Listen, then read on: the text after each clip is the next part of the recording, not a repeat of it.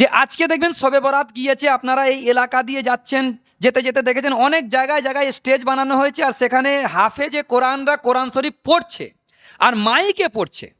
তো ধ্যানের সাথে শোনো আর ওয়ান সিতু মানে চুপ থাকো, এই কথাটা হাফেজ সাহেব পড়ছে তো, কিন্তু ও বেচারা ওর যদি মানে জানতো তো মাইকে পড়তো? আরে তোমাকে 1000 টাকা দেওয়া হবে, আমি 1000 টাকা দিয়ে আমার কোরআনকে বিক্রি করে দেবো? 2000 টাকার জন্য আমি কোরআন ইমান বিক্রি করে দেবো? এই হয়ে গেছে আমাদের ইমান। আজকের চাঁদ না জানিস, এই মৌলী সাহেবরা সব বিক্রি হয়ে গেছে। বিসমিল্লাহির রহমানির রহিম। আলহামদুলিল্লাহ আলহামদুলিল্লাহি নাহমাদুহু ওয়া নুসাল্লি আলা রাসূলিহিল কারীম, আম্মা বা'দ, ফাআউযু বিল্লাহি মিনাশ শাইতানির রাজীম। বিসমিল্লাহির রহমানির রহিম। ইয়া আইয়ুহাল্লাযীনা আমানু কুতিবা আলাইকুমুস সিয়ামু কামা কুতিবা আলাল্লাযীনা মিন ক্বাবলিকুম লাআল্লাকুম তাত্তাকুন আইয়ামাম মা'দুদাত ফামান কানা মিনকুম মারিদান আও আলা সাফারিন ফা'iদ্দাতুম মিন আইয়ামিন উখর وعلى الذين يطيقونه فدية طعام مسكين فمن تطوع خيرا فهو خير له وأن تصوموا خير لكم إن كنتم تعلمون شهر رمضان الذي أنزل فيه القرآن هدى للناس وبينات من الهدى والفرقان فمن شهد منكم الشهر فليصم ومن كان مريضا أو على سفر فعدة من أيام أخر يريد الله بكم اليسر ولا يريد بكم العسر ولتكملوا العدة ولتكبروا الله على ما هداكم ولعلكم تشكرون وإذا سألك عبادي أني فإني قريب أجيب دعوة الداع إذا دعاني فليستجيبوا لي وليؤمنوا بي لعلهم يرشدون أحل لكم ليلة الصيام الرفث إلى نسائكم هن لباس لكم وأنتم لباس لهن علم الله أنكم كنتم تختانون أنفسكم فتاب عليكم وعفى عنكم فالآن باشروهن وابتغوا ما كتب الله لكم وكلوا واشربوا حتى يتبين لكم الخيط الأبيض من الخيط الأسود من الفجر ثم أتموا الصيام إلى الليل ওয়ালা তুবাশিরুহুন্না ওয়া আনতুম আকিফুনা ফিল মাসাজিদ তিলকা হুদুদুল্লাহ ফালা তাকরাবুহা কাযালিকা ইউবাইয়িনুল্লাহু আয়াতিহি লিন-নাসি লাআল্লাহুম ইয়াত্তাকুন। সাদাকাল্লাহুল আযীম। ক্বালা রাসূলুল্লাহি সাল্লাল্লাহু আলাইহি ওয়াসাল্লাম মান সামা রমাযানা ঈমানান ওয়া ইহতিসাবান গুফিরা লাহু মা তাকাদ্দামা মিন যামবিক। وقال رسول الله صلى الله عليه وسلم من قام رمضان إيمانا واحتسابا غفر له ما تقدم من ذنبك أو كما قال صلى الله تعالى عليه وسلم।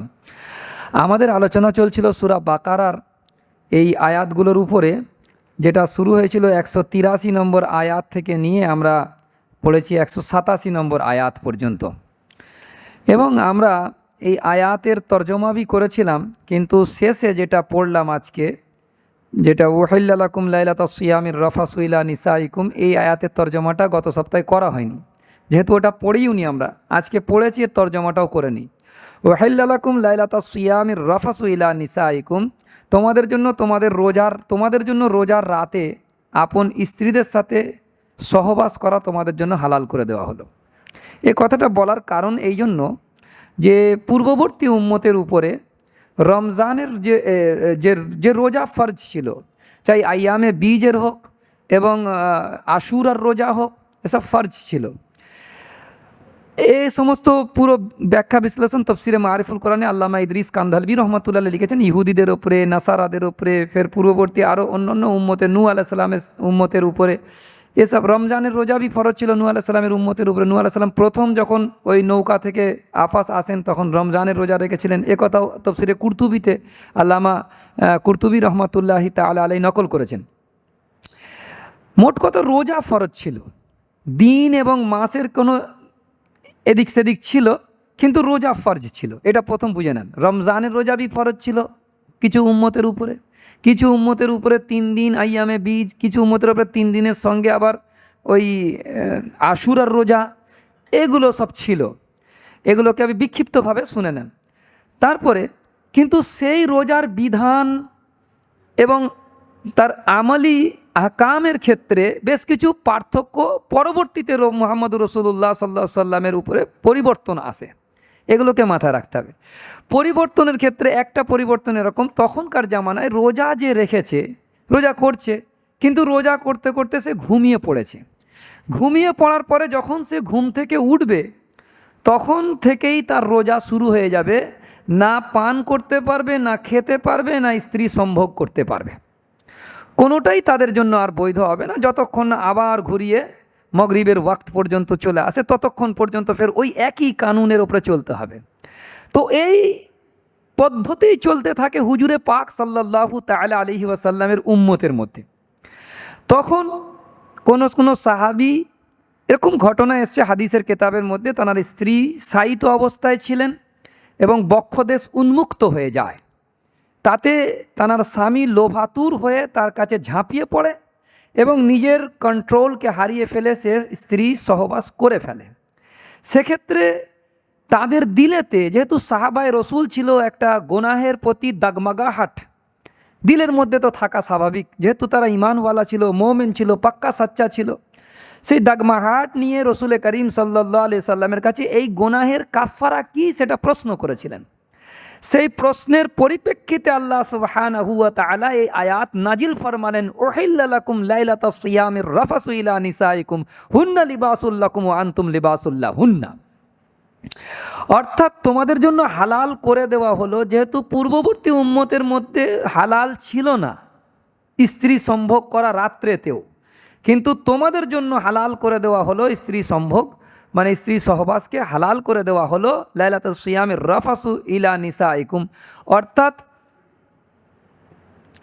রমজানের রাতেতে তোমাদের জন্য ওটা হালাল করে দেওয়া হলো, যেটা কিন্তু অন্যান্য নবীর উম্মতের জামানায় হারাম ছিল, সেটাকে হালাল করে দেওয়া হলো। তারপরে বলছে হুন্না লিবাসুল লাকুম ওয়া আনতুম লিবাসুল লাহুন্না। লিবাস শব্দটার বাংলা হচ্ছে পোশাক। স্ত্রী স্বামীর পোশাক স্বরূপ আর স্বামী স্ত্রীর পোশাক স্বরূপ, এটা তো তর্জমা, কিন্তু অ্যাকচুয়ালি বলতে চাইলেন এটা যে যখন স্ত্রী সম্ভোগ করবে তখন স্বামী স্ত্রীর মাঝে যেমন কোনো পর্দা থাকে না, ঠিক অনুরূপভাবে এইভাবেই তোমরা স্ত্রী সম্ভোগ করতে পারো, যেমন মাঝখানে কোনো পর্দা থাকে না, যেমন পোশাকের সঙ্গে নিজের শরীরের কোনো পর্দা নেই, এটা আমার পোশাক, এটা আমার শরীরের চামড়া, এর মাঝখানে কোনো পর্দা নেই। যেমন স্ত্রীকেও তোমার পোশাক স্বরূপ করা হয়েছে, স্বামীকেও স্ত্রীর পোশাক স্বরূপ করা হয়েছে, ঠিক এইভাবেই বোঝানো হয়েছে যে এইভাবেও তোমরা যদি সম্ভোগ করো তবেই এটা তোমাদের জন্য এটা হালাল করে দেওয়া হলো। ওই জন্য এই শব্দটা নিয়ে এসছে হুন্না লিবাসুল লাকুম ও আনতুম লিবাসুল্লাহ হুন্না। মেয়েরাও তোমাদের জন্য, মানে তোমাদের স্ত্রী তোমাদের জন্য লেবাস মানে পোশাক, আর স্বামীরাও তোমার স্ত্রীর জন্য পোশাক, এটা একেবারে ও লিবাসুল্লাকুম ও আনতুম লিবাসুল্লাহ হুন্না। তারপরে বলছে আলিম আল্লাহু আন্নাকুম কুনতুম তাখতানুনা আনফুসাকুম ফাতাবা আলাইকুম ওয়া আফা আনকুম ফালআনা বাশিরুহুন্না ওয়াবতাগু মা কাতাবাল্লাহু লাকুম। এখানে আল্লাহ পাক বলছেন যে আল্লাহ জানেন যে তোমরা নিজেদের সাথে খেয়ানত করেছিলে, অর্থাৎ তোমরা স্ত্রী সম্ভোগ করে ফেলেছিলে, এটা খেয়ানত হয়ে গিয়েছে, কিন্তু আল্লাহ এটা জানেন, তিনি তোমাদের প্রতি সদয় হয়েছেন এবং তোমাদেরকে ক্ষমা করে দিয়েছেন। সদয় হয়ে যাওয়ার কারণেই তো এ হুকুমকে বদল করা হয়েছে, যে আগেকার জামানায় যে হুকুম ছিল রাত্রেতেও স্ত্রী সম্ভোগ নিষিদ্ধ, কিন্তু এই জামানাতে অর্থাৎ মুহাম্মদুর রাসূলুল্লাহ সাল্লাল্লাহু আলাইহি ওয়াসাল্লামের জামানাতে এটাকে হালাল করে দেওয়া হয়েছে, এবং তুমি যে করে ফেলেছিলে, তুমি ওটাকে গোনাহ মনে করেছিল, দাগমাগাহাট উঠেছিল, আল্লাহ সুবহানাহু ওয়া তাআলা সেটা জানেন, তোমাদের দিলের কৈফিয়তকে জানেন, দিলের মধ্যে একটা গোনার প্রতি অনুশোচনা, একটা লজ্জিত ভাব যে তোমার মধ্যে হয়েছিল, কাউকে বলনি, কিন্তু দিলের মধ্যে যে উদ্রেক হয়েছে আল্লাহ সেটা জানেন। কেন? সূরা তাগাবুনের মধ্যে আল্লাহ সুবহানাহু ওয়া তাআলা আল্লাহ পাকের ইলম আর জ্ঞানের 3 ডাইমেনশন বয়ান করেছেন। সেটা কি? ইয়ালামু মা ফিস সামাওয়াতি ওয়াল আরদ, ওমা ফিল আরদ এখানে নেই, ওয়াল আরদ, অর্থাৎ আসমানে যা আছে জমিনে যা আছে আল্লাহ তা জানেন, প্রথম। দ্বিতীয়, ওয়ায়ালামু মা তুসিররুনা ওয়া মা তু'লিনুন, যা তোমরা গোপন করো, যা তোমরা প্রকাশ করো আল্লাহ সেটাও জানেন, দুটো হয়ে গেল। থার্ড ডাইমেনশন হচ্ছে এটা, ওয়াল্লাহু আলিমুম বিযাতি সুদূর, তোমার দিলের তাহতা সুরুরের মধ্যে, তোমার দিলের মধ্যে বন্ধ সুন্দুকের মধ্যে যদি কোনো কিছুর চিন্তা ভাবনার উদ্রেক হয়, আমার আল্লাহ পাক বলছেন আমি সেটাও জানি, থার্ড ডাইমেনশন। তিন আলোচনা করে পরিষ্কার করতে চাইছে। ওই আয়াতকে কন্ট্রাস্টে আমি নিয়ে আসছি এই আয়াতকে বোঝার জন্য, যে তোমাদের দিলেতে যে দাগমাগাহাট উঠেছে, যদিও কাউকে তোমরা বলনি, আল্লাহ পাক সেটাও জানেন এবং আল্লাহ তোমাদেরকে ক্ষমা করেছেন, তোমাদের জন্য সদয় হয়েছেন, ক্ষমা করে দিয়েছেন। অতএব তোমাদের স্ত্রীদের সাথে সহবাস করো, আর তোমাদের জন্য আল্লাহ যা লিখে দিয়েছেন তা অন্বেষণ করো। তার মানে এখানে বলা হচ্ছে যে স্ত্রী সম্ভোগের আসল উদ্দেশ্য হচ্ছে আল্লাহ পাকের যে লিখে রাখা তকদিরের সন্ধান করা, অর্থাৎ এর মাধ্যমে যে নসল আগে বাড়বে, যে বাচ্চা আল্লাহ পাক আমাদেরকে দেবেন, সেই বাচ্চার প্রতি সেটা তকদির আমার, সেই তকদিরের প্রতি অন্বেষণ, অর্থাৎ যেন স্ত্রী সম্ভোগ নিহায়ত নিজের শারীরিক তাসকিনের জন্য শুধু না হয়, বলকে যেন আমার বাচ্চার তালাশে হয়, আগামী সন্তানের তালাশে হয়, এটাকে এখানে বলে দিয়েছেন। এবং এর উপরে যে বাহাস আছে সেটা আমি এখানে বলতে পারবো না, যেহেতু ওগুলো বলার সময় নয়। তো আপনারা প্রয়োজনে মুফতি মোহাম্মদ তাকি উসমানী সাহেবের উপরে যে বার্থ কন্ট্রোলের উপরে যে কিতাব আছে সেটা ওনার একটা আছে, আর মৌলানা মওদুদির আছে। পৃথিবীর বিখ্যাত দুটো কিতাবের নাম আমি বলে দিচ্ছি, দুটোই আমার কাছে আছে আলহামদুলিল্লাহ। জন্ম নিয়ন্ত্রণের উপরে মৌলানা মওদুদির একটা পৃথিবী বিখ্যাত কিতাব, আর মুফতি মোহাম্মদ তাকি উসমানী আর মুফতি শফি সাহেবের জয়েন্টে কিতাবটা, দুটোই আমার কাছে আছে। সেগুলো আপনাদেরকে ব্যক্তিগত জিন্দিগির ব্যাপারে আপনাদেরকে আলাদাভাবে জেনে নিতে হবে মুফতিদের কাছ থেকে, বা ওই কিতাবটা পড়ে ফের মুফতিদের সাথে জেনে নিতে হবে। আচ্ছা, তারপরে বলছে এবং তোমরা পানাহার করো হাত্তা ইয়াতাবাইয়ানা লাহুল খায়তুল আবিয়াদ মিনাল খায়তুল আসওয়াদ মিনাল ফাজর। এখানে যে বলেছে অকুলু ওয়াশরাবু হাত্তা ইয়াতাবাইয়ানা, অকুলু ওয়াশরাবু, খাও এবং পান করো যতক্ষণ না পর্যন্ত কালো রেখার, কালো আকাশের উপরে সাদা রেখাটাকে স্পষ্ট দেখা যায়। এইটা সুবে সাদিকের নিশানা। এখানে বলছে হাত্তা ইয়াতাবাইয়ানা লাহুল খায়তুল আবিয়াদ মিনাল, হাত্তা ইয়াতাবাইয়ানা লাকুমুল খায়তুল আবিয়াদ মিনাল খায়তুল আসওয়াদ মিনাল ফাজর। এই আবিয়াদ আর আসওয়াদ, কালো সুতো সাদা সুতো, এটাকে বলেছিল কেউ তো এর লুগবি মানে, অর্থাৎ এর ডিকশনারিতে যে মানে করা হয় সেই মানে নিয়েছিল, কিন্তু সাহাবাদেরকে নবীজি বোঝালেন যে এটার এই মানে নয়, বরং আকাশের ওপরে যে একটা কালো আস্তরণের উপরে সাদা রেখা স্পষ্ট হয়ে ফুটে ওঠে, সেইটা দেখার জন্য বিল্লা প্ল্যানেটোরিয়াম আছে কলকাতাতে, বিল্লা তারামণ্ডল যেটাকে আমরা বলি, ওই তারামণ্ডলে গেলে যে একটা শো যদি দেখেন তো ওখানে বোঝা যাবে যে সুবে সাদিকটা কিভাবে হচ্ছে। কোরআনের এই আয়াতটাকে অকুলু ওয়াশরাবু হাত্তা ইয়াতাবাইয়ানা লাকুমুল খায়তুল আবিয়াদ মিনাল খায়তুল আসওয়াদ, এই শব্দটাকে বোঝার জন্য যদি ওখানে গিয়ে একটা শো দেখেন, ওটাতে নেকি হবে। আমি বলতেছি এটা বোঝার জন্য, যে কোরআন বোঝার জন্য ওইটা দেখতে হবে আপনাকে। ওই আকাশের মধ্যে এরকম ছবি উঠবে আর আকাশের কালো আস্তরণের ওপরে সদনেও হচ্ছে আলহামদুলিল্লাহ, তো ওখানে দেখে নেবেন।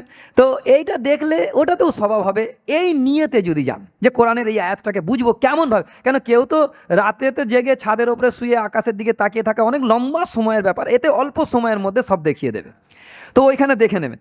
তো ওইখানে এই কথা মিনাল ফাজর সুম্মা আতিম্মুস সিয়াম ইলাল লাইল, তোমাদের রোজাকে পূর্ণ করো রাত পর্যন্ত। ফের রাতের ওপরে বড় লম্বা বাহাস হয়েছে।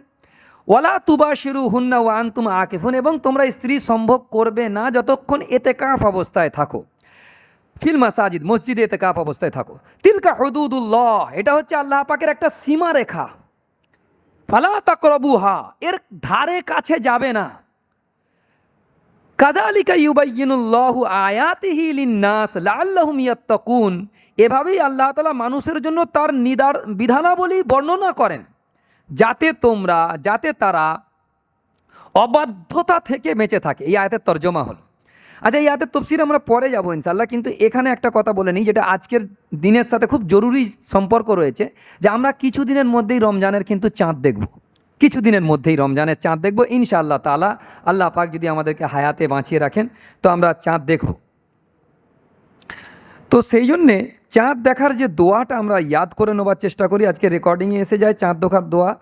চাঁদ দেখলেই আমরা দোয়া পড়ব। চাঁদ দেখাটা একটা স্বতন্ত্র ইবাদতের মধ্যে আমরা মনে করি যে চাঁদ দেখা একটা রসুল করিম সাল্লাল্লাহু আলাইহি সাল্লামের সুন্নতের মধ্যে চাঁদ দেখব আমরা। তো চাঁদ দেখার ক্ষেত্রে এই দোয়াটা পড়ব, আল্লাহুম্মা আহিল্লাহু আলাইনা বিল ইয়ুমনি ওয়াল ঈমান ওয়া সালামাতি ওয়াল ইসলাম ওয়াত তাওফীকি লিমা তুহিব্বু ওয়া তারদা রব্বি ওয়া রাব্বুকাল্লাহ। এই শব্দটা হাদিসে এসছে কিতাবুল আজকার, অর্থাৎ ইমাম নববী রহমাতুল্লাহ আলাইহি আল আজকারুল মুনতাখাবাত মিনাল কিতাব মুনতাখাবাত মিনাল কালাম সাইয়্যিদুল আবরার, এ পুরো কেতাবটার নাম। সে কেতাবটাও আমার কাছে আছে আলহামদুলিল্লাহ, আরবি এবং বাংলা দুটো ভাষাতেই আছে। ওই কেতাবের মধ্যে এই হাদিসটা আছে, আর এটাও একটা মূল কেতাব হিসনে হাসিন, এটাও মূল কেতাব। তো হিসনে হাসিনেও এই কেতাবে আছে দোয়াটার মানে কি, আল্লাহুম্মা আহিল্লাহু আলাইনা বিল ইয়ুমনি ওয়াল ঈমান।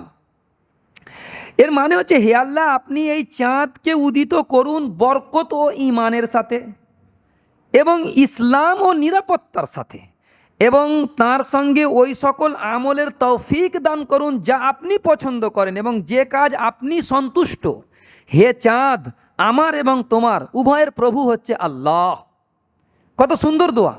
আচ্ছা, এখানে বিল ইয়ুমনি ওয়াল ঈমান, ঈমানের সাথে আমান, চ্যান, সুকুন, নিরাপত্তার যে কি সম্পর্ক, এর উপর আমার একটা আলাদা স্বতন্ত্র বয়ান ছিল যে ঈমান আর আমান কে তাল্লুক সে, আমান মানে নিরাপত্তা, ঈমান আর আমান কে তাল্লুক। কেন 9 আবওয়াবের উপরে কিতাবুল ঈমানের যে বাহাস ছিল, ईमान की लुग़वी माना, ईमान की इस्तिलाही माना, ईमानियत सलासा की तफसील 3 नंबर, ईमानियत सलासा 3, तौहीद रिसालत आखिरत, ईमानियत सलासा की तफसील, ईमान और अमल का ताल्लुक, ईमान और अमन का ताल्लुक, ईमान और जिहाद का रिश्ता, এই 9 আবওয়াবের উপরে আমার একটা আলাদা স্বতন্ত্র বয়ান ছিল। তো সেখান থেকে ঈমান আর আমান, ঈমান যখন আল্লাহর প্রতি আমি নিয়ে আসবো, তো আমান, বরকত, এ সব কিছু আল্লাহ সুবহানাহু ওয়া তাআলা দেবেন। ইসলাম আর সালামতি, ইসলামের সাথে ফের সালামতি, সমস্ত কিছু থেকে হেফাজত হওয়া, এ ইসলামের সাথে সম্পর্ক। এ দোয়াটার মানে বড় আহম মানে, যেটা আমি ব্যাখ্যা করে এখন সময় শেষ করতে পারবো না।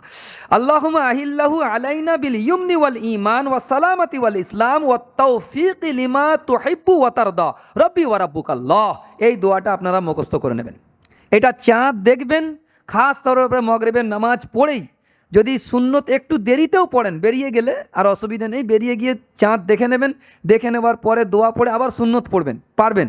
কিন্তু যদি সুন্নত পড়েও দেখা সম্ভব হয় তবেই ঠিক আছে, ওটা পড়বেন। কিন্তু এটা একটা মুস্তাকিল আমলের মধ্যে নিয়ে আসুন হার জামান। কেন এই মাসেতে আল্লাহ তুমি আমাকে এমন আমলের তৌফিক দাও যে আমল তুমি কবুল করবে। কত সুন্দর দোয়ার মানে, তুমি তো কবুল করবে, সেই জন্য এটাকে দেখবো। আচ্ছা, এর জীবনে আরও কয়েকটা কথা বলে নিই, যে আমরা চাঁদ দেখার সাথে সাথেই বলি এই চাঁদটা আজকের নয় বরং গতকালকের চাঁদ, বড় মোটা দেখতে লাগছে, বড় মোটা দেখতে লাগছে, এটা আজকের নয় বরং গতকালকের চাঁদ। এর উপরে দাজ্জালি ফিতনার উপরে পাকিস্তান থেকে একটা বই লেখা হয়েছে, ওটাও আমার কাছে আছে। ওতে একটা হাদিস নকল করেছে, যেটা আমরা মূল কেতাবে খুঁজে পেয়েছি আলহামদুলিল্লাহ। হাদিসটা কি আছে, আর বেহেশতে যে ওরা এই হাদিসটা হযরত মাওলানা আশরাফ আলী থানভী রহমাতুল্লাহ নকল করেছেন হাদিসটা, সেটা কি খুব ভালো করে শোনেন।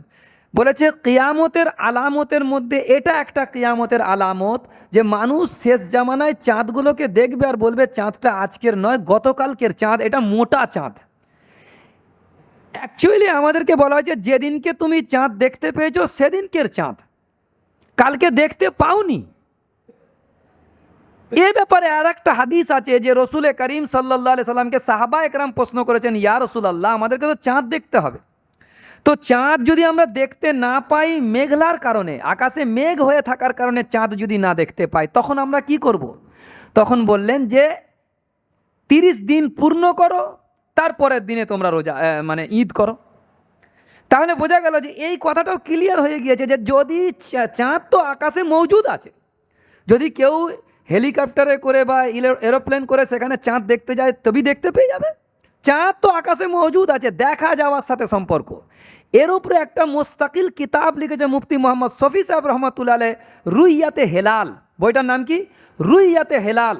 এ কিতাবটা আমার কাছে আছে, ওইটাও পড়া দরকার, নাহলে এ সম্পর্কে ধারণা তৈরি হবে না, নাহলে ওই বলতে থাকবে এটা আজকের না কালকের চাঁদ, গতকালকের চাঁদ, এই সব কথা বলবে। আল্লাহ পাক আমাদেরকে আমল করার তৌফিক দান করুক, এটা যেন আমরা না বলি, ঠিক আছে? গতকালকে না, যেদিনকে দেখেছি ওই দিনকের চাঁদ। আমাদের যারা হেলাল ডিপার্টমেন্টে যারা আছেন তাদের ফয়সালা থাকে, আমরা ফয়সালা হিসেবে নেবো, তাদের সিদ্ধান্ত ওখানে, আমাদের মাথা মারান না। আজকের চাঁদ না জানিস, এই মৌলী সাহেবরা সব বিক্রি হয়ে গেছে। এই যে শব্দগুলো বলা হয়, তোমার ইমান সালফ হয়ে যাবে, অন্য কারো যাবে না। এই যে শব্দগুলো বলা হয় এগুলোর থেকে আমি হাওয়ালা নকল করে দিচ্ছি কোন কোন কেতাবে আছে, কেউ যেন এ কথা না বলতে শুনি। কেন আমি যখন মোস্তাকিল চাঁদ দেখার জন্য মাঠে বের হই, ঈদগাহতলার মাঠে, তখন আমার সাথে অনেকজন থাকে, তো তাদের মধ্যে একজন বলে ফেললো এটা গতকালকে চাঁদ, তখন আমি হাদিসটাকে ওখানে দাঁড়িয়ে শোনালাম যে হাদিস শুনে নাও যে এইটা কিয়ামতের আলামতের মধ্যে একটা, যে ওইটা বলা যাবে না। আচ্ছা, এবারে আমাদের যে কথা চলছিল যে কুতিবা আলাইকুমুস সিয়ামু কামা কুতিবা আলাল্লাযিনা মিন ক্বাবলিকুম লাআল্লাকুম তাত্তাকুন, এখানে রোজার আসলে হিকমত কি?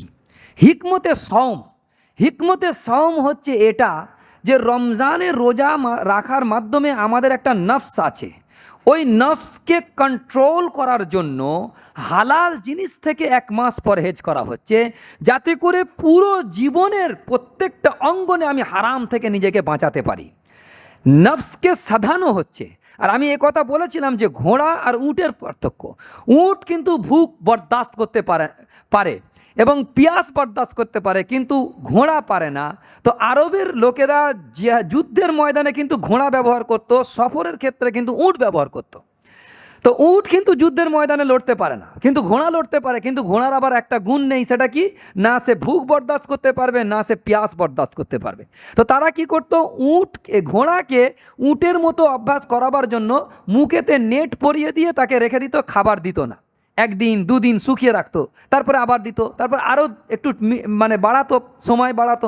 এইভাবে তাদের মধ্যে একটা কন্ট্রোল পয়দা হয়ে যেত। সেরকম আমাদের মধ্যেও সেলফ কন্ট্রোল, যেটাকে বলা হয় সেলফ কন্ট্রোল, এটা পয়দা করার জন্য রোজা, লাআল্লাকুম তাত্তাকুন, তাকে তোমরা তাকওয়া তোমাদের মধ্যে পয়দা হয়ে যায়। তাকওয়া মানে কি? বাঁচা, আল্লাহর হুকুমের খেলাফ চলা থেকে নিজেদেরকে বাঁচিয়ে চলা, এটাকে তাকওয়া বলা হয়। আর এটার আরেকটা উদ্দেশ্য দেখুন, তফসিরে কুরতুবিতে কি লিখেছে, ইমাম কুরতুবী রহমতুল্লাহি তাআলা আলাইহি পরিষ্কার এই কথাটাকে লিখেছেন। আমি এখানে দেখাতে চাইছি আপনাদেরকে যে কুরতুবী রহমতুল্লাহ আলাইহি কী লিখেছেন। যে বলছে যে সওম, এই শব্দটা, সওম আদায়কারীর পেট, যে সওম আদায় করে রোজা আদায় করে, তার পেট কিন্তু খুব গরম হয়ে যায়, পেট গরম হয়ে যায়। এই প্রচণ্ড পিপাসা এবং ক্ষুধার কারণে পেট গরম হয়ে যায়। আর রমাজান শব্দের অর্থ হচ্ছে প্রচণ্ড গরম বা তাপ। এ থেকেই হাদিসে শব্দ এসে যে সলাতুল আউয়াবিনা ইদা রামাজাত ইলা রামাজাতিল ফিসাল, এই শব্দটা এসছে উটের বাচ্চার পায়ের নিম্নাংশ যখন সূর্যের প্রখরতার কারণে বালুর প্রচণ্ডতা তাপে পুড়ে যায়, তখনই সালাতুল আউয়াবিন আদায় করতে হয়। সালাতুল আউয়াবিনের ওয়াক্ত কখন আসে তার ব্যাপারে বলতে গিয়ে বলছেন উটের বাচ্চার পায়ের নিম্নাংশ। উটের বাচ্চা কেন বলল, উট কেন বলল না? যেহেতু উটের বাচ্চার পায়ের তলায় যে চামড়াটা তাপ সহনক্ষম থাকে, এটাকে আর বাংলায় বলা হয় তাপ সহনক্ষম চামড়া, তাপটাকে সইতে পারে। কিন্তু বড় উটের যতটা পাওয়ারফুল চামড়া থাকে, ছোট উটের ওটা থাকে না। ওই জন্য বলছে উটের বাচ্চার পায়ের চামড়াটা যে সূর্যের তাপেতে যখন জ্বলে পুড়ে যায় বালুর উত্তাপের কারণে, তখন আউয়াবিনের ওয়াক্ত আসে। ঐতিহাসিকগণ লিখছেন যে যা উল্লেখ করেছেন তাতে বলা হয়েছে যে পুরাতন ভাষা থেকে এই মাসের নাম নকল করা হয়েছে। রমজান শব্দটি প্রচণ্ড তাপের সময়ের সাথে মিলে যাওয়ার কারণেই রমজান নাম রাখা হয়েছে। কেউ কেউ বলেছেন রমজানকে এ কারণে রমজান নাম রাখা হয়েছে যে এই মাস সৎকর্ম সমূহ দ্বারা গুনাহগুলোকে পুড়িয়ে জ্বালিয়ে সব শেষ করে দেওয়া হয়, এই জন্য রমজান। বোঝা গেল যে রমজানুল মোবারক মাসেতে আমাদের গুনাহসমূহকে আল্লাহ পাক পুড়িয়ে জ্বালিয়ে সব শেষ করে দিয়ে আল্লাহ সুবহানাহু ওয়া তাআলা আমাদেরকে পবিত্র করার জন্য রমজানুল মোবারক মাস দিয়েছে এই নামের সাথে। শুনুন, আচ্ছা, এই রমজানুল মাসেতে সাথে তার পরের আয়াতে শাহরু রমাজান আল্লাজি উনজিলা ফিহিল কোরআন কেন বলা হলো? এই জন্য, এবং হুদাল্লিন নাস ওয়া বাইয়িনাতিম মিনাল হুদা ওয়াল ফুরকান ফামান শাহিদা মিনকুমুশ শাহরা ফালিয়াসুম কেন বলা হলো? এই জন্য বলা হলো যে রমজান মাসের দোহরা প্রোগ্রাম, একটা হচ্ছে সকালবেলায় রোজা, আর একটা হচ্ছে রাতের অন্ধকারেতে ওই রোজার যে কষ্ট বরদাস্ত করেছে, যে নফসকে রুকে রেখেছে সেলফ কন্ট্রোল তৈরি করার জন্য যে মুজাহিদা করেছে, সেই মুজাহিদার উপরে পানি দরকার, যাতে করে এর মধ্যে রুইদিগি পয়দা হয়, অর্থাৎ উর্বর হয়ে তাতে ফসল ফুল ফলে ভরে যায়। সেই জন্য আল্লাহ সুবহানাহু ওয়া তাআলা রাতে কোরআন শরীফের সাথে রাত কাটানো, কোরআনের সঙ্গে রাত কাটানোকে এখানে সুন্নত করার দিয়েছে, যাতে করে কোরআনের সাথে যদি রাত কাটায় তো তোমার নফসের রুইদিগি অর্থাৎ উন্নতি আল্লাহ সুবহানাহু ওয়া তাআলা দুটোর মাঝখান থেকে আল্লাহ পাক দান করবেন। এই জন্য রাতে কোরআনের সাথে কাটানো এটাকে আমাদেরকে রাখি। আর কোরআনের সাথে কাটানোর ক্ষেত্রে আমরা কয়েকটা কথাকে নোট করি যে কোরআন আমরা যে হেফজ করি, এ হেফজ করার আসল পদ্ধতি সালফে সালেহীন অর্থাৎ সাহাবা একরামের জামানায় কি ছিল।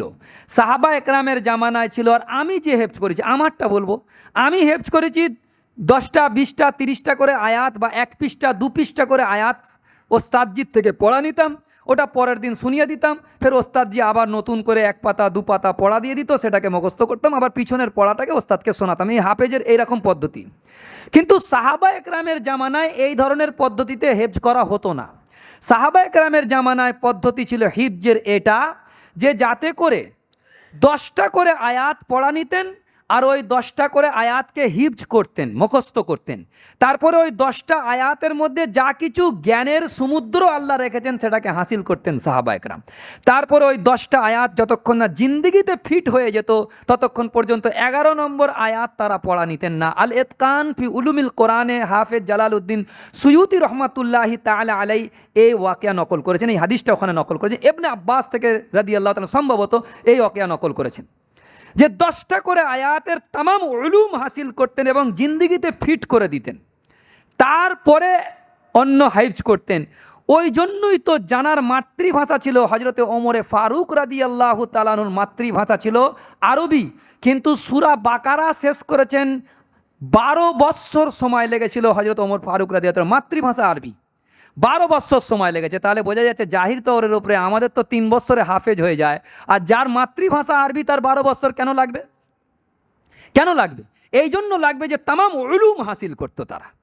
আর আমাদের কি হয়ে গেছে যে হাফেজ তো হচ্ছি কিন্তু কোরআনের ইলম থেকে বিলকুল গাফেল। কেন গাফেল তার উদাহরণ দিচ্ছি আমি এটা, যে এই জন্য গাফেল হয়ে যাচ্ছে যে আজকে দেখবেন শবে বরাত গিয়েছে, আপনারা এই এলাকা দিয়ে যাচ্ছেন, যেতে যেতে দেখেছেন অনেক জায়গায় জায়গায় স্টেজ বানানো হয়েছে, আর সেখানে হাফেজে কোরআনরা কোরআন শরীফ পড়ছে আর মাইকে পড়ছে। আর বাকি মুসলমান যারা, হিন্দুদেরকে খ্রিস্টানদেরকে আমি ধরবো না, মুসলমান যারা তারা যাতায়াত করছে, নিজেদের কথাবার্তা নিজেদের কাজকর্মে ব্যস্ত রয়েছে, রত রয়েছে, কিন্তু বেচারা ওই আয়াতটাও পড়ছে। 30 পারা কোরআন পড়লে তো এটাও পড়বে, ওয়াইদা কুরিয়াল কোরআন ফাসতামিউ লাহু ওয়ানসিতু লাআল্লাকুম তুরহামুন। যখন কোরআন পড়া হবে, ওয়াইদা কুরিয়াল কোরআন, যখনই কোরআন পড়া হবে তোমরা তখন ধ্যানের সাথে, সামিয়া ইয়াসমাউ ফাসতামিউ, ধ্যানের সাথে শোনো। সামিয়া মানে শোনো, আর ফাসতামিউ মানে ধ্যানের সাথে শোনো। তো ধ্যানের সাথে শোনো আর ওয়ানসিতু মানে চুপ থাকো, এই কথাটা হাফেজ সাহেব পড়ছে তো, কিন্তু ও বেচারা ওর যদি মানে জানতো তো মাইকে পড়তো? যে পড়নেওয়ালা যদি এর মানে জানতো মাইকে পড়তো কোনো দিন? আরে তোমাকে 1000 টাকা দেবে, আমি 1000 টাকা দিয়ে আমার কোরআনকে বিক্রি করে দেবো? 2000 টাকার জন্য আমি কোরআন ইমান বিক্রি করে দেবো? এই হয়ে গেছে আমাদের ইমান। একজন বড় আল্লাহর ওলি ছিলেন, আর তিনি একজন বাদশার দরবারে, বাদশাহ তার দর্শে আসতেন, 17 বছর তার দর্শ শুনেছিলেন, প্রতি বছরে 12,000 দিনার করে তাকে হাদিয়া করত। 17 বছর পরে বলেছেন যে একটা ভুল ফতোয়া রাষ্ট্রীয়ভাবে তোমাকে সই করতে হবে, দস্তক করতে হবে। তখন বলছে এটা তো কোরআন হাদিসের খেলাফ ফতোয়া, আমি কি করে সই করতে পারি? তখন বাদশাহ বলছেন 17 বছর তোমাকে হাদিয়া দিয়েছি আমি, আমার খেলাফ ফতোয়া না দিলে তো 17 বছরের 17,000 দিনার তুমি আমাকে ফেরত দাও। তখন বাড়ির মধ্যে ঢুকেছে, আর ঢুকে ওই 17,000 দিনার প্রত্যেকটা প্যাকেটে যে সিলমোহর লাগানো ছিল ওই এনে বাদশাহর সামনে হাজির করেছে। তুমি কি 17,000 দিনার দিয়ে আমার ইমানকে খরিদ করতে চাও? এরকম আল্লাহওয়ালা তখন মজুদ ছিল যে 17,000 দিনার দিয়ে আমার ইমানকে খরিদ করবে। আজকে হাফেজ সাহেবকে তো 500 টাকা দিলে পড়বে। আমি তো এত খারাপ কথা বলি যে কারো ঘর উদ্বোধন হচ্ছে, কারো দোকান উদ্বোধন হচ্ছে, একটা দোকান উদ্বোধন হচ্ছে যেখানে হারমোনিয়াম তাবলা বিক্রি হবে, সেই দোকানে হাফেজ সাহেব গিয়ে উদ্বোধনের জন্য কোরআন পড়ে দিচ্ছে। আমি তো এর আগে বেড়ে বলি, কারো যদি এখনকার যে বাথরুম তৈরি হয় এ তো খুব হাইফাই হয়, আলিশান হয়, ওই বাথরুমও যদি উদ্বোধনের জন্য হাফেজ সাহেবকে কোরআন পড়তে বলে ও বি কোরআন বিক্রি করে দেবে ওখানে। এরকম মেজাজ তৈরি হয়ে গেছে, আর সাধারণ লোক তো কিছু বোঝে না ইসলামের, এই মেজাজ তৈরি হয়ে গেছে। আল্লাহ পাক আমাদেরকে সঠিক বুঝ দান করুন। তো এখানে যে বলা হচ্ছে যে কোরআন এইভাবে তারা পড়তেন, সেটা কিভাবে, এটাকে নোট করার বিষয়। কোরআন কি আলফাজ, আলফাজ মানে কোরআনের শব্দ, শব্দটার উদাহরণ দিচ্ছি, শুধু আমরা বুঝি না বলে এত কথা বলতে হচ্ছে। যে আলহামদুলিল্লাহি রব্বিল আলামিন আর রহমানির রহিম মালিক ইয়াউমিদ্দিন, এটাকে কোরআনের শব্দ বা আলফাজ বলা হয়। আলফাজ উসকে হাফেজা মে, মানে ওর রেকর্ডিংয়ে চলে আসুক। কোরআন কা ইলম উসকে জেহেন মে, জেহেনে বসে যাক, রাচ বস যাক জেহেনের মধ্যে। আর উনকি তালিমাত, উনকি মানে কোরআন কি তালিমাত উসকে সিরাত কিরদার আর আখলাক, আখলাক মানে চরিত্রের মধ্যে মাহফুজ হয়ে যায়। এটা হাফেজের মতলব, এটা কোরআন শেখার মতলব। যে কোরআন শিখছে তার জন্য এটা, যেই কোরআন শিখছে, চাই হাফেজ হোক চাই এমনি শিখতে আসুক, কোরআন के अल्फाज उसके हाफिजा में, उसके इल्म उसके जहन में, আর উনকি তালিমাত কোরআনের পুরো শিক্ষাটা তার মানে আখলাক চরিত্রের মধ্যে রাচ বাস যাবে একদম। খুব ভালো করে বুঝবেন, সিগারেট খাওয়া স্বাস্থ্যের পক্ষে ক্ষতিকারক, সিগারেট খাওয়া, কিন্তু সিগারেট এটা জানি আমরা, কিন্তু খাচ্ছি। বোঝা যাচ্ছে যে আমার ইলম সিগারেট যে ক্ষতিকারক, যে এই জ্ঞানটা আমার জেহেনের মধ্যে বসিনি। যদি ইলম জেহেনের মধ্যে বসে যায়, তাহলে ইলম আর জেহেন একসাথে হয়ে যায়, তাহলে ওটা আমার দিলের ভিতরের হুকুম বেনে যাবে, হুকুম বিল কোরআন। অর্থাৎ একটা রায় নিজের ক্ষেত্রে এবং অপরের ক্ষেত্রে যখন আমি কায়েম করব, তখন যেন কোরআনের সাথে একাকার হয়ে যায়, এটাকে চাওয়া হচ্ছে। কোরআন কিসিকে অন্দর জব উতার যাতা হয়, কথা ভালো করে নোট করার আছে। কোরআন যখন কারো ভিতরে ঢুকে যায়, একটা হচ্ছে কোরআন আমি মুখস্থ করেছি, কিন্তু কোরআন আমার ভিতরে ঢুকিনি এখনো। ভিতরে মানে আমার জেহেনের সাথে একাকার হয়নি, শুধু ইলমে কোরআন আছে, ইলমে কোরআন আছে। কিন্তু ইলম যখন জেহেনের সাথে একাকার হয়ে যাবে, তখন কি হবে, ও ভেতরের হুকুম বেনে যাবে, রাচ বাস যাবে একদম। তখন আম্মাজান আয়েশা রাদিয়াল্লাহু তাআলা ওই হাদিস যে রাসূলুল্লাহ সাল্লাল্লাহু আলাইহি সাল্লামের চরিত্র কেমন, বলছে চরিত্র হচ্ছে তোমরা কোরআন পড়োনি, বলছে হ্যাঁ, বলছে কানা খুলুকুহুল কোরআন। রাসূলুল্লাহ সাল্লাল্লাহু আলাইহি সাল্লাম কোরআনের বাস্তব মডেল তৈরি হয়ে গেছে। কোরআন আমাদের এতটা ভিতরে সারায়াত করে যাবে যে কোরআন যখন ভিতরে হয়ে যাবে, তো আমার যে ভিতরে জান আছে, আপনারও জান আছে, ও জান, এ জান আর থাকবে না, অন্য জানে পরিণত হয়ে যাবে। ও পাহাড়ের সাথে টক্কর নিয়ে নেবে, ও হাওয়ার গতিকে বদলে দেবে। ও কবি বলেছে না, দস্তু দস্ত হ্যায় দরিয়া ভি না ছোড়ে হামনে, বাহার জুলমত দৌড়া দিয়ে ঘোড়ে হামনে। আমরা তো প্রান্তরকে প্রান্তর, আমরা টাইগ্রিস নদীর উত্তাল তরঙ্গের উপর দিয়ে ঘোড়া দাবড়িয়ে আমরা আফ্রিকার ভূখণ্ডে কালেমার পতাকাকে আমরা উড্ডীন করেছিলাম, আমরা সেই মুসলমান। ওই জন্য কবি বলছেন চু বাজা দর রব जा दीगर स्वाद। जखन कुरान किसी के अंदर उतर जाता है, उसके जान कोई और जान हो जाता है। ও সব কিছুর সাথে মোকাবেলা করার জন্য ও বন্দুকের গুলি দেখে এরকম কাঁপবে না, বরং সিনাকে আরো টান করবে যাতে বন্দুকের গুলিটা সজরে ঢুকতে পারে আমার গুলি, আমার বুকের মধ্যে। এইটা তার ঈমান হবে। কখন? যখন কোরআন আন্দর উতারে যাবে। আমি তো হাফেজ হয়েছি, কিন্তু হাফেজ হওয়া তো ঠিক কথা, কিন্তু কোরআন আমার আন্দারে উতরায়নি, তো আমার চলন বলন, আমার অ্যাটিটিউড সব বদলে যেত তখন। এ কথাটাকে নোট করার বিষয় আল্লামা ইকবাল বলেছেন যে চু বজা দর রফত যা দিগার स्वाद। যখন কোরআন किसी के अंदर उतर जाता है, तो कुरान के अंदर उतरने के लिए रमजान का मुबारक महीना है। আজকের পুরো বয়ানের বিষয়বস্তু কোরআনকে ভেতরে ওতরাবার জন্য। হাফেজে কোরআন যারা আছো ওতরাও। এমনকি রসুল করিম সাল্লাল্লাহু তাআলা আলাইহি সাল্লাম নিজের ভিতরে কোরআনকে ওতরাবার জন্য বারবার রমজান মোবারকে রসুল করিম সাল্লাল্লাহু আলাইহি ওয়াসাল্লাম দৌড় করতেন যে কোরআন যত আন্দর উতরে যায়, কোরআন যেন ভিতরে চলে যায়। ये শুধু হিফজ করে নেওয়া কাফি নয়, কোরআনের তাফসীর পড়ে নেওয়া কাফি নয়, বলকে একজন বড় মুফাসসির তিনি লিখেছিলেন এই কথা যে কোরআন একটা এসি রুমের মধ্যে বসে বুঝে নেওয়ার জিনিস নয়। কোরআন একটা এসি রুমের মধ্যে বসে পড়ে বুঝে নেওয়ার জিনিস নয়, বরং কোরআন ওই পরিস্থিতি থেকে বুঝতে হবে যখন হুদায়বিয়ার সন্ধিতে রসুল করিম সাল্লাল্লাহু আলাইহি ওয়াসাল্লাম সহ সাহাবা একরামদেরকে উমরা করতে দিল না। হযরত ওমর রাদিয়াল্লাহু আনহু বলছেন, ইয়া রাসূলুল্লাহ, আমরা কি সঠিক রাস্তায় আছি? তার মানে বীর পুরুষ, আর সে বলছে যে চলে যাও, হেরে গেছো তোমরা। সে চলে যাবে না জান দেবে? বলবে জান দেবো। চলে কেন যাবো? হেরে কেন যাবো? জান দিয়ে যাবো। জান নিয়ে কেন যাবো? জান তো দিয়ে যাবো। তো এরকম মোমেনদেরকে বলতে চলে যাও। তো আল্লাহ পাক আসমান থেকে আয়াত নাজিল করছেন ফেরেশতা জিবরাইল, ইন্না ফাতাহনা লাকা ফাতহাম মুবিনা লিয়াগফিরা লাকাল্লাহু মা তাকাদ্দামা মিন যামবিকা মা তাআখার। এই আয়াত কি ঘরের মধ্যে এসি রুমে বোঝার? ও তো যুদ্ধের উত্তপ্ত ময়দান থেকে ওই আয়াতকে বুঝতে হবে। ওই ময়দানের যখন আপনি পড়বেন না, আপনি বুঝবেন কোথা দিয়ে ওই আয়াতকে। ওই আয়াতকে বোঝার জন্য ওই মজমায়, ওই জায়গায়, ওই প্যাসেজে আপনাকে আসতে হবে, তবে কি ওই আয়াত বুঝতে পারবেন। ইয়ে রমজানের যে ফজিলত, এই রমজানের যে গুরুত্ব, এবার আজকে ঠিক করে নেন যে আমি রমজানকে কিভাবে কাটাবো। আল্লাহ যেন আমাদেরকে সহি শুদ্ধভাবে রমজানের কদরদানি করার তৌফিক এনায়েত করেন। ওই জন্যই বলেছে যখন আপনি রমজানকে কাটাবেন ঠিকভাবে, এখানে একটা কথাকে বলে আমি শেষ করব, যে এখানে এই কথাটা যে ওয়াইদা সালাকা ইবাদি আন্নি ফাইন্নি করিব, এটা বলেছে। তারপরে শাহরু রমাদান আল্লাযী উনজিলা ফিহিল কোরআন হুদাল্লিন নাস, এখানে শেষে গিয়ে ওয়ালি তুকমিলুল ইদ্দাতা ওয়ালি তুকাব্বিরুল্লাহ আলা মা হাদাকুম, যে তোমরা তকবীর পড়ো, হামদ ও সানা আল্লাহর করো। কেন? আল্লাহ তোমাদেরকে হেদায়েতের উপরে প্রতিষ্ঠিত রেখেছেন এবং তার সাথে সাথে রমজানুল মোবারক মাসেতে রোজা রাখার তৌফিক দিয়েছেন। আর তকবীর কখন? যখন ঈদের ময়দানে যাব, আসবো, আল্লাহু আকবার লা ইলাহা ইল্লাল্লাহ, আল্লাহু আকবার লিল্লাহিল হামদ, এটা পড়তে থাকবো। মানে হামদ আর তাকবীর এ দুটো পড়বো। তারপরে কি বলছে? যাতে করে আমরা আল্লাহর শুকরিয়া আদায় করতে পারি এবং হেদায়েতের উপরে প্রতিষ্ঠিত রেখেছে বলে। এই আয়াতের সাথে ওয়াইদা সালাকা ইবাদি আন্নি ফাইন্নি করিব, এর রপ্ত তাল্লুক কি? খুব ভালো করে বোঝেন। কেন দোয়ার কথা বলল?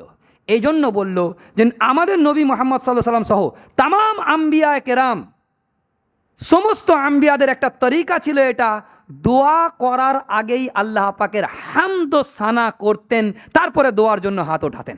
এ রপ্ত তাল্লুক ইদ্রিস কান্দালভি রহমতুল্লাহ মারেফুল কোরআনে লিখেছেন, রপ্ত তাল্লুক লিখেছেন। কি সম্পর্ক পূর্বাপর আয়াতের সঙ্গে?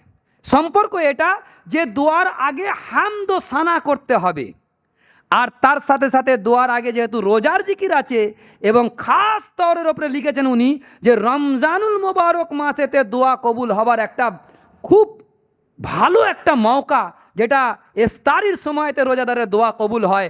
এই দোয়াটাকে এই জন্য এখানে জিকির করেছে ওয়াইদা সালাকা ইবাদি, আমার বান্দা যদি তোমাকে সওয়াল করে, নবীজি তোমাকে যদি জিজ্ঞাসা করে আমি কোথায় আছি, ফাইনি করিব, আমি কাছে আছি, উজিবু দাওয়াতাদ দা ইদা দান ফালিয়াস্তাজিবু লি ওয়ালিউমিনু বি লাআল্লাহুম ইয়ারশুদুন। এ পুরো কোরআনকে পুরো বলে দিয়েছেন যে যদি আমার বান্দা আমাকে ডাকে আমি তার দোয়াকে কবুল করব। কথা ক্লিয়ার আছে তো? এই জন্য রমজানুল মোবারক মাসেতে আমরা দোয়া করব। কি কি দোয়া? সেটা হলো চারটে কটা। কলেমা লা ইলাহা ইল্লাল্লাহ মুহাম্মাদুর রাসূলুল্লাহ বেশি বেশি করে পড়া, ইস্তেগফার বেশি বেশি করে করা, আর 3 নম্বর হচ্ছে জাহান্নাম থেকে পানাহ চাওয়া আর আল্লাহর কাছে জান্নাত চাইতে থাকা। এই 4 কাজ বেশি করে করার জন্য তারগিব কে দিয়েছে?